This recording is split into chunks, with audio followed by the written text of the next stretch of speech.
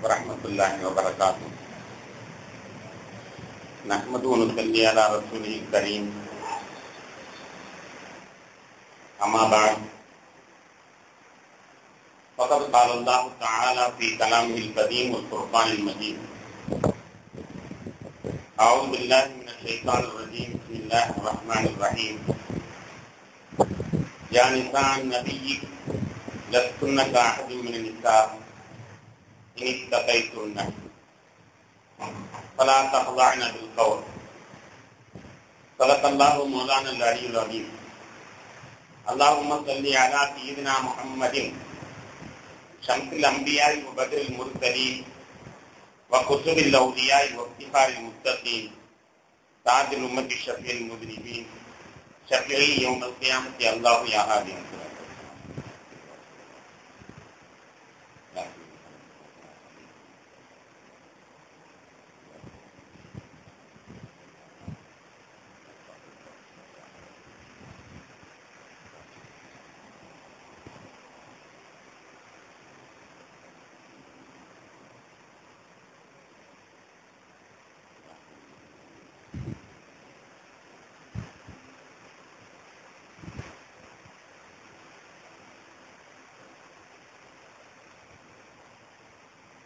கண்ணியத்திற்கும் மதிப்பிற்கும் முறைக்கான பெரியோர்களே, சகோதரர்களே, அல்லாஹ்வின் பேரருளால் 9ஆம் நாள் தராவீஹ் தொழுகை நிறைவு செய்துவிட்டு அமர்ந்திருக்கிறோம். சிறப்பான இந்த நாட்களில் அல்லாஹ் தன்னுடைய அடியார்களுக்கு வழங்குகின்ற அனைத்து நற்பாக்கியங்களையும் நம் அனைவர்களுக்கும் தொந்தரவு புரிவானாக. இந்த இரவில் நரக விடுதலை வழங்குகின்ற ரப்புல் ஆலமீன் நமக்கும் அத்தகைய விடுதலையை வழங்க புரிவானாக. உலகத்தை அனுபவித்துக் கொண்டிருக்கின்ற பந்திக்காற்று என்ற நோயிலிருந்து உலக மக்களை காத்தல் புரிவானாக. அடியார்கள் பாவமே செய்துவிட்டாலும் ரப்புல் ஆலமீன் நீ அவர்களை நீ வேதனைப்படுத்தாது இருப்பாயாக. அவர்களுடைய மீது உங்களுடைய கோபத்தை நீ காட்டாது இருப்பாயாக. கணியத்திற்குரியவர்களே, நபிகள் நாயகம் ஸல்லல்லாஹு அலைஹி வஸல்லம் அவருடைய வரலாற்று தொடரிட கண்மணி நாயகம் ஸல்லல்லாஹு அலைஹி வஸல்லம் அவருடைய துணைவியர்கள் பற்றிய செய்தியை நாம் பரிமாறிக்கொண்டிருக்கிறோம். அருமை நாயகம் ஸல்லல்லாஹு அலைஹி வஸல்லம் அவர்கள் ஒரே சமயத்தில் 9 மனைவியோடு வாழ்வதற்கு அல்லாஹ் அவர்களுக்கு தௌஃபீக் செய்திருந்தார். அதே நேரத்தில் நம்மை போன்ற மூமின்களுக்கு உச்சகட்டமாக 4 மனைவியை கட்டுவதற்கு அனுமதி தந்திருக்கிறார். 4 மனைவி கட்டுவதற்கு அனுமதி தருவதோடு மட்டுமல்லாமல் ஒரு பிடிக்கு பிடி ஒன்றையும் அதிலே சேர்த்திருக்கிறார்.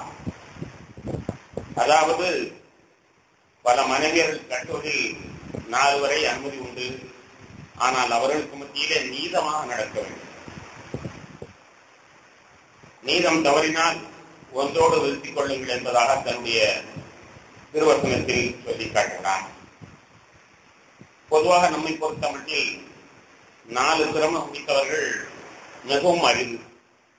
100-ல் ஒருவர் இருப்பாரா? இல்லை. 1000-ல் ஒருவர் இருப்பாரா என்பது கூட சந்தேகமான ஒரு நிலைதான்.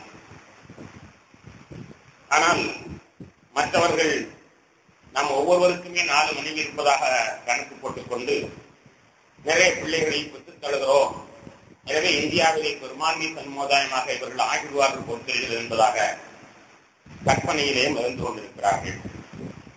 ஆனால் உண்மை நிலவரம் என்னவென்றால் 2001 எடுத்த புள்ளி விவரத்தின் பிரகாரம் இஸ்லாமியருடைய பிறப்பு விகிதாச்சாரம் குறைந்து கொண்டிருக்கிறது என்பதுதான். இஸ்லாமியருடைய விகிதாச்சாரம் பிறப்பு விகிதம் குறைந்து கொண்டிருக்கிறது. உண்மையிலேயே இஸ்லாமியருடைய குடும்பத்தை புதிய ஜெனரேஷன் எடுத்து பார்த்தால் நமக்கு இருவர் இந்த எல்லையை தாண்டுவதில்லை. பெருவாரியான குடும்பங்களிலே முன்பு போன்று 6 பிள்ளைகள் 9 பிள்ளைகள் பெற்றது என்று இருக்கிறது என்று பார்த்தால் அப்போ எதுவும் இருப்பதாக தெரியவில்லை. ஆனால் இந்த நிலைமையிலே நாம் ஒவ்வொருவருமே 4 மனைவியை கட்டியிருப்பதாக நினைத்துக் கொண்டு மற்றவர்கள் நம் மீது கேள்வி கணைகளை வீசிக் கொண்டிருக்கிறார்கள்.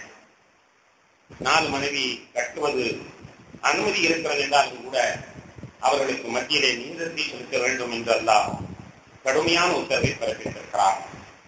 எப்படிப்பட்ட நீதத்தை செலுத்த வேண்டும்?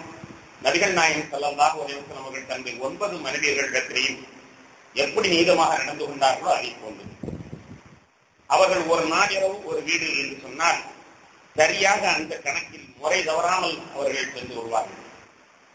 ஏதாவது தற்காப்பு யுத்தத்திற்காக பிரயாணம் செல்ல ஏற்பட்டால் சீட்டு குலுக்கி போட்டு யாருடைய முறை வந்ததோ அவர்களை அழைத்துக் கொண்டு செல்வார்கள். அடுத்த தடவை குலுக்கி போடுகிற பொழுது முதலில் வந்தவருக்கு வாய்ப்பு இருக்காது என்ற முறையில மிகவும் நீளமாக நடந்து கொண்டார்கள். கடைசி நேரத்தில் அவர்களுக்கு உடல்நலம் பாதிக்கப்பட்ட நேரத்தில் அவர்களால் எழுந்து நடக்கக்கூட முடியாத அந்த நேரத்திலே 2 பேர்கள் கைத்தாங்களாகத்தான் அழைத்துச் செல்ல வேண்டும் என்ற நேரத்திலும் கூட கால்கள் கோடு போட்டுக் கொண்டே ஒவ்வொரு வீடாக அவர்கள் மாற்றி மாற்றி ஒவ்வொரு வீடாக இருந்து வந்தார்கள் என்பதை நாம் பார்க்கிறோம். கண்மணி நாயகம் ஸல்லல்லாஹு அலைஹி வஸல்லம் அவர்கள் சொல்கிற ஒரு வாக்கியம் நம்மை எல்லாம் சிந்திக்க வைக்கிறது. அல்லாஹும்ம ஹாதா கஸமீ ஃபீமா அம்லிகு வலா தலும்னி ஃபீமா தம்லிகு. அல்லாஹும்ம ஹாதா கஸமீ ஃபீமா அம்லிகு வலா தலும்னி ஃபீமா தம்லிகு. யா அல்லாஹ், எனக்கு முடிந்த அளவிற்கு நான் பங்கீடை சரியாக முறையாக செய்துவிட்டேன். ஆனால் என்னுடைய சுய விருப்பத்தில் இல்லாமல் என்னுடைய மனது யாரின் மீதாவது அதிக பிரியம் கொள்ளுமானால் அது என்னுடைய விருப்பத்தில் உள்ளதில்லை, அது உன்னுடைய விருப்பத்தை சார்ந்தது. அதற்காக என்னை குற்றத்தில் ஆக்கி விடாதப்பாயாக என்று துஆ செய்வார்கள். என்னுடைய ஆதிக்கத்தில் இருக்கின்ற அதிகார பிரகாரம் நான் சமமாக நடந்து விட்டேன், கொஞ்சம் கூட வித்தியாசப்படுத்தவே இல்லை. ஆனால் என்னுடைய ஆதிக்கத்தில் இல்லாத என்னுடைய மனதின் கட்டுப்பாடு, மனதின் பிரியம் யாரின் மீதாவது சற்று கூடுதல் இருக்குமானால் அதற்காக இறைவா என்று தண்டனை கண்டித்து விடாதே என நபிகள் நாயகம் ஸல்லல்லாஹு அலைஹி வஸல்லம் அவர்கள் துஆ செய்வார்கள். அந்த அளவிற்கு பெருமானார் ஸல்லல்லாஹு அலைஹி வஸல்லம் அவர்கள் நீதமாக நடந்திருக்கிறார்கள். ஆனால் நம்முடைய தமிழகத்திலேயோ மற்ற இடங்களிலேயோ பார்க்கிற பொழுது 2 மனைவி கட்டியிருந்தாலே கூட 2 வருடத்தையும் ஒரு வாழ மாட்டான், ஒரே அடியாக ஒரு பக்கம் சாய்ந்து விடக்கூடிய நிலைமையை தான் நாம் பார்க்கிறோம். 2 மனைவி இருக்கிறது என்று வேறுதான், ஆனால் அவன் சார்ந்திருப்பது ஒன்றாகத்தான் இருக்கும். ஒன்றை அப்படியே தொங்க விட்டவனாகத்தான் இருப்பான். 2 வருடத்திலையும் சமமாக வாழ்தல் என்பதே அரிதாக இருக்கிற பொழுது பெருமானார் ஸல்லல்லாஹு அலைஹி வஸல்லம் அவர்கள் 9 என்னிடத்திலேயும் சமமாக வாழ்ந்திருக்கிறார்கள். கண்ணியத்திற்குரிய பெருமக்களே, நமக்கு ஏன் 4 அவர்களுக்கு ஏன் 9 என்றால் அவர்கள் 9 கொடுத்தாலும் அந்த கட்டுப்பாடோடு இருப்பார்கள், 90 கொடுத்தாலும் அந்த கட்டுப்பாடோடு அவர்களால் நிற்க முடியும். ஆனால் சராசரி நாம் நிற்க முடியாது, நாம் தவறி விடுவோம் என்பதற்காக வேண்டி சற்று அதிகமான உத்தரவை அல்லாஹ் தன்னுடைய நபிக்கு கொடுத்தாலும் கூட சாதாரணமாக அல்லாஹ் சொல்கிற அந்த கட்டாயத்தின் பேரிலே பெருமானார் ஸல்லல்லாஹு அலைஹி வஸல்லம் அவர்கள் நியாயமாகவும் நடுநிலையாகவும் இருப்பார்கள் என்பது மட்டுமல்ல, ஒரேடியாக அவர்கள் சார்ந்து விட மாட்டார்கள் என்ற ஒரு உண்மையை சரித்திரம் நமக்கு சொல்லிக் கொண்டிருக்கிறது. கண்ணியத்திற்குரிய பெருமக்களே, அந்த வகையில் நாம் பார்க்கிற பொழுது ஹஜ்ரத் உம்மு ஹபீபா ரலியல்லாஹு அன்ஹா அவர்களை பெருமானார் ஸல்லல்லாஹு அலைஹி வஸல்லம் அவர்கள் மனம் முடிக்கிறார்கள். உம்மு ஹபீபா அபூ சுஃபியானுடைய மகளார். அபூ சுஃபியான் இஸ்லாத்தினுடைய எதிரியாகவே இருந்தார். எவ்வளவு காலம் எதிரியா இருந்தார் என்றால் மக்கா வரை. நபிகள் நாயகம் ஸல்லல்லாஹு அலைஹி வஸல்லம் மக்காவில் இருந்து மதீனா சென்று மதீனாவிலே 8 வருஷம் இருந்ததற்கு பிறகு அதன் பிறகுதான் அபூ சுஃபியான் இஸ்லாத்துக்கு வருகிறார். அப்படிப்பட்ட அந்த காலகட்டம் வரை சராசரி ஒரு இறை மறுப்பாளராக இருக்காமல் பெருமானாருக்கு சவாலாகவே இருந்து வந்தார் ஒவ்வொரு யுத்தகலத்திலையும் அபூ சுஃபியான். அப்படிப்பட்டவருடைய மகள் தான் உம்மு ஹபீபா. ஆனால் இவர்கள் கன்னி பருவத்திலே இஸ்லாத்தை ஏற்றுக்கொண்டு விட்டார்.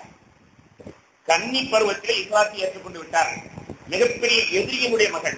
எனவே எதிரி அந்த பெண்ணை எவ்வளவு கண்டித்திருப்பார் என்று நீங்கள் எண்ணி பார்க்க வேண்டும். இஸ்லாத்தினுடைய மிகப்பெரிய எதிரியாக இருந்த அபூ சுஃபியான் கன்னி பெண்ணான தன்னுடைய மகள் இஸ்லாத்திற்கு சேர்ந்த பொழுது எவ்வளவு கொடுமைப்படுத்திருப்பார் என்பதை பார்க்க வேண்டும்.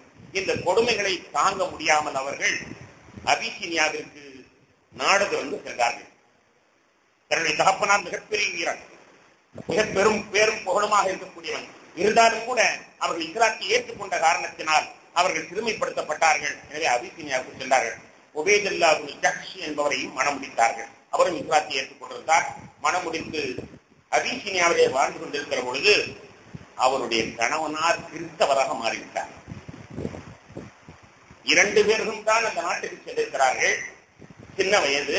கணவனார் மாற்று கிறிஸ்தவ மதத்திற்கு அவர் சென்று விட்டார். சென்றதோடு மட்டுமல்லாமல் என்னோட வந்தால் நான் உன்னை வாழ வைக்கிறேன், என்னோட வந்தால் வாழ வைக்கிறேன் என்பதாக அவர் சொல்கிறார். ஆனால் இந்த அம்மா ஈமானிலே உறுதியாக இருந்த காரணத்தினால் நான் இந்த நாட்டிலே சென்றாலும் சாதனை தவிர உன் பின் நான் வரமாட்டேன் என்பதாக சொல்லிவிடுகிறார். சொல்லி அந்த நாட்டிலேயே கிட்டத்தட்ட